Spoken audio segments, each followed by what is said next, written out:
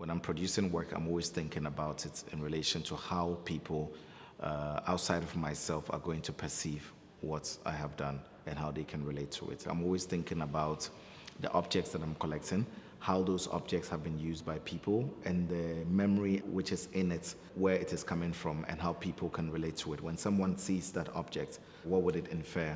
And how would it even somehow allow they themselves to somehow exhume memories that they didn't even realize that they still had and all that. Us coming from Ghana and looking at like the history of the Gold Coast, because a lot of young people say, oh yeah, but that is something that happened in my grandfather's time. It has no business with me.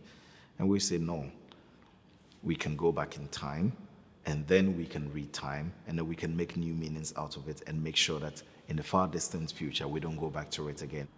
I'm interested in like every kind of history. And I'm not just interested in these histories in relation to the history of the Gold Coast. I'm interested in it in relation to the history of colonialism across time, whether being it now or in the past or in the future, which is yet to come. The railway in the Gold Coast was built by labor from other places. And the places where the labor came from, they never even got to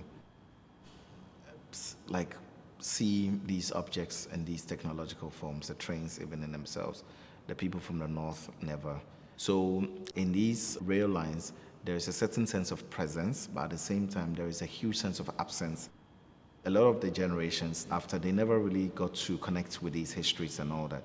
So then now, I'm asking myself, how do we reconnect these histories? When we bring these objects to the north through these artistic processes, ventures and all that, you can allow for another generation to connect with it in a different way.